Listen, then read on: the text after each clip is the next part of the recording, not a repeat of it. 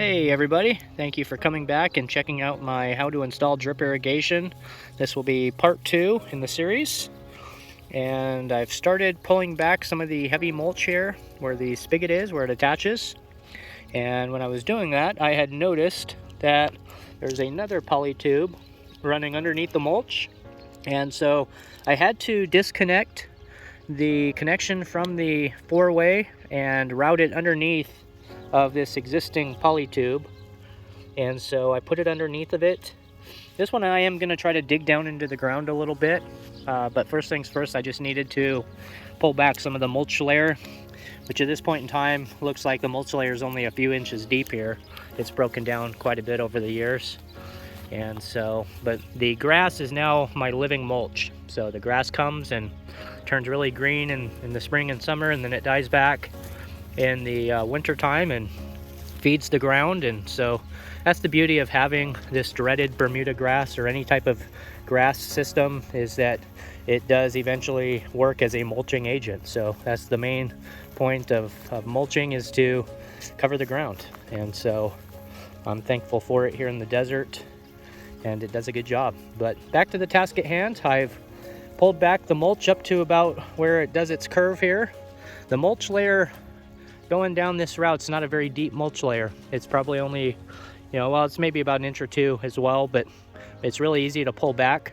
So I just like to work from sections. I start at the end, and I'll start digging this up and then bury it and just continue that process all the way down. So if you hang tight, I will begin the process.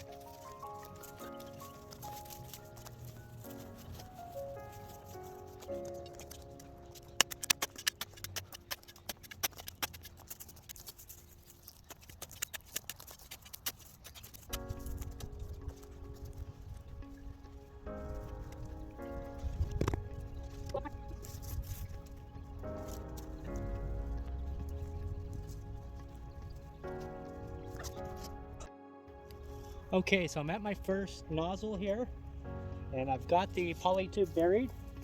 And so I just want to show you how to finish the 1/4-inch tubing. So essentially what I want to do is just bury this underneath the mulch layer. I'm not digging this into the soil, but it's going to be covered by the mulch.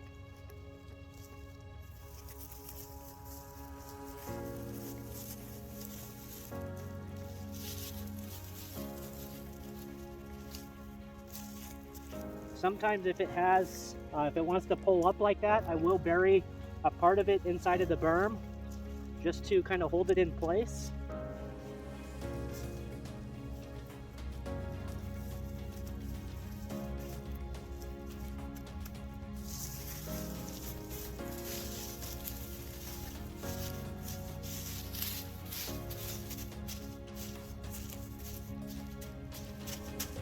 And that's how I finish off a nozzle. So all you can see is the emitter itself. All the 1/4-inch tubing is hidden from the UV from the sun, just to prolong the life of it.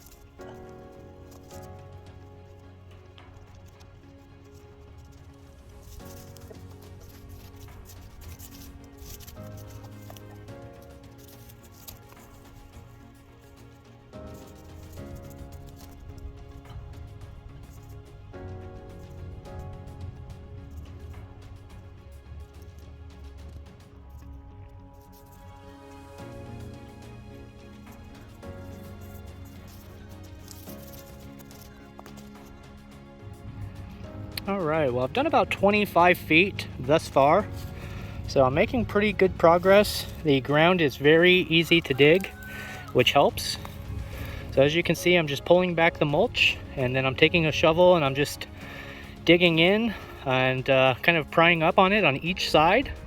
And once I do that, then I just go with my hands and I dig just a small trench. I'm going down about 3 or 4 inches, and I'm digging out the trench and then just burying the poly tube and putting the soil and mulch right back on top as I go along.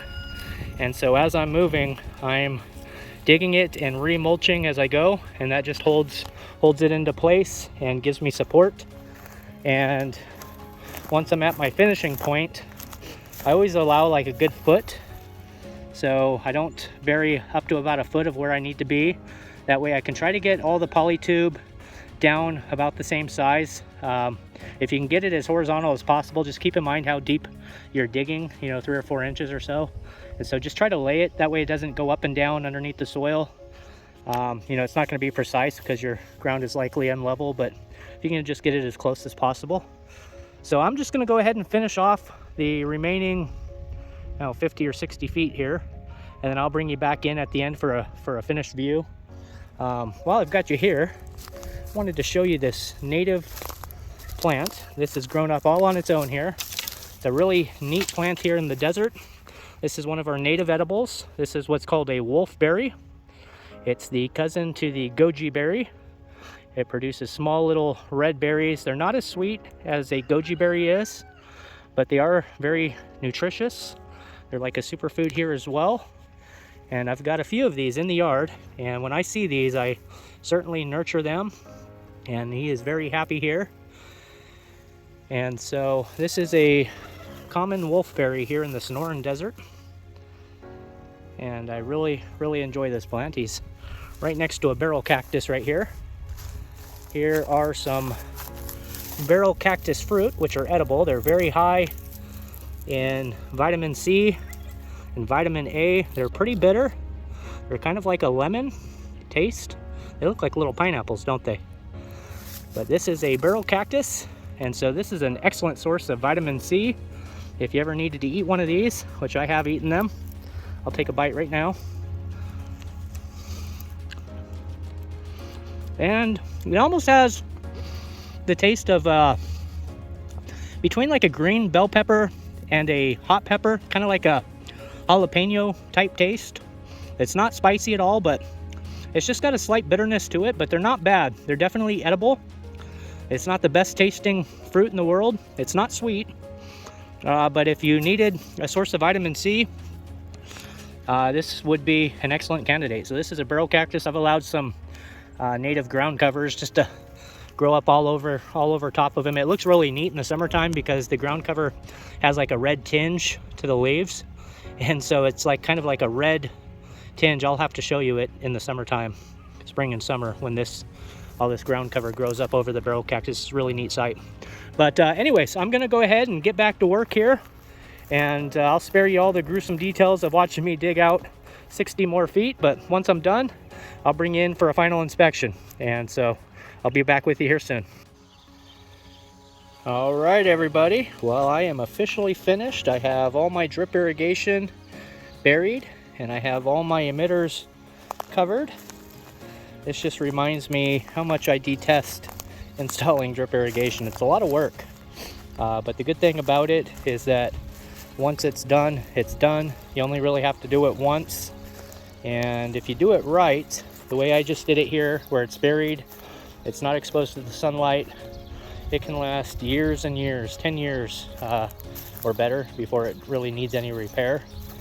And the only thing you're really going to have to worry about are the emitters from time to time. When you go to start up a drip irrigation zone, it's a good practice, it's a good habit to walk through all the various trees in that zone and just make sure the emitters are all on and they're spraying fine. Sometimes they can get some small particulates inside of the nozzle head and it'll cause it to not emit. You can just see like a little drip coming from the top, but there's nothing coming out. So you have to essentially undo the nozzle head to like full blast, and then it'll begin to emit water. Or sometimes you have to take the head completely off and just allow whatever particulate was clogging it to escape, and then you can just screw the top emitter head back onto the spike itself and it'll be fine. So just keep that in mind, that it's not a once done and just turn it on and you're good. When you turn these zones on, you want to make sure they are watering properly, and so that's just a good general rule to go by. Also, I wanted to show you at the very end, I've got the end cap here and I leave that end cap exposed. So I've buried all the poly tube except for this end cap. I can unscrew that tip, that cap, and so if I ever get some dirt or debris within the system, I can turn it on and then come over here and undo this cap and I can flush the system. And it's a good idea just to flush the systems every, few years or however long, just to get any particulates out. Or sometimes, depending on your environment, sometimes they can form algae or just different things inside. So it's a good idea just to flush them out from time to time. I very rarely do that unless I was doing a repair and then, I cut poly tube somewhere and I got dirt and debris in it. At that point in time, it's very beneficial to have these end caps exposed to where you can just undo it and then flush the system out of any debris. That way they don't keep clogging up your emitters. So that's the main reason why I do that. But it's all done, so I'm happy with it, and I'm going to be excited to get this bamboo planted in the early spring and get it going, and within the next few years get a really nice privacy hedge going all across this part of my property. So now I've got my other side that I've got to do. It's not going to be as long of an area as this one was, but I've got yet one more zone to put in. It's going to be the same thing. So if you have any questions, feel free to comment down below. I'd be happy to help you out with any questions you may have on the installation of drip irrigation. And I do certainly appreciate you stopping in and checking out the video. And I appreciate you checking out this channel. And I hope you have a great day today. God bless you. Take care. Bye-bye.